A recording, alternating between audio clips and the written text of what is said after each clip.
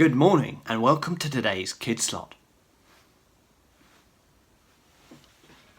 The badger flies at midnight. Now you may be wondering what on earth is going on. Well,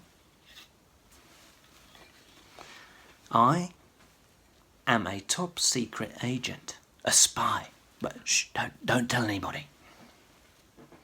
And in today's story from the Bible, we are going to be thinking about some spies too. Who doesn't love a spy story?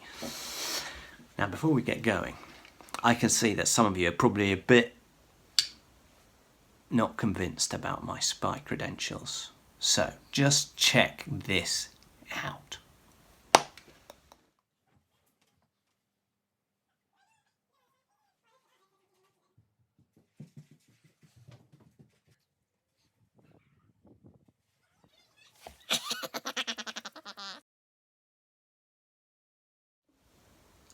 I know.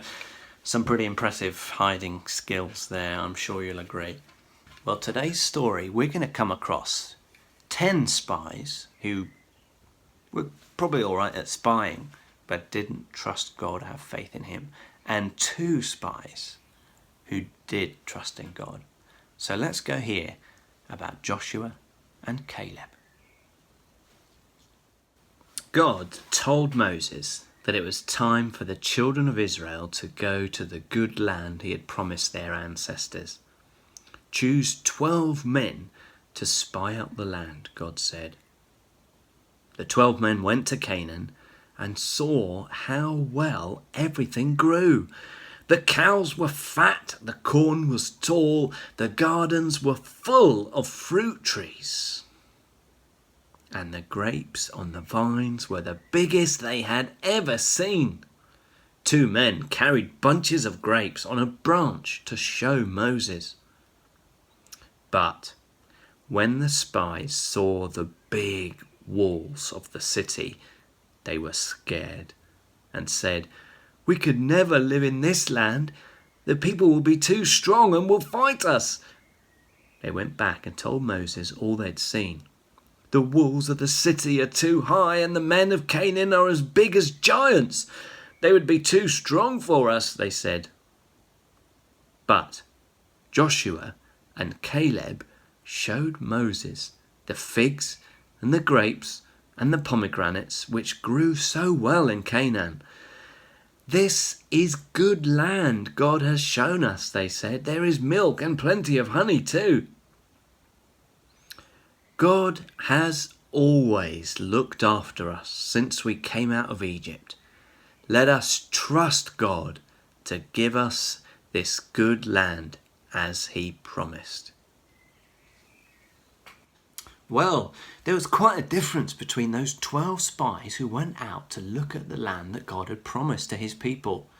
10 of them didn't trust God. 2 of them did trust God. Sometimes we can be a bit like those 10 spies who didn't trust God. Sometimes everything that's going on around us and the things that our friends might be thinking about us or saying about us, sometimes those things can be so big that we can forget all about God and who he is. Well, we need to be a bit more like Joshua and Caleb. Joshua and Caleb remembered all the ways God had rescued his people, and they trusted him to keep his promises. But do you know what? We have got even better proof of how much God loves us than Joshua and Caleb ever had, because we can look to the cross where God sent his own son, Jesus, to die there to save us from our biggest problem, our biggest enemy, sin, where he dealt with it once and for all. So, let's look to that to see how great God is, how much he loves us, and let's keep trusting him.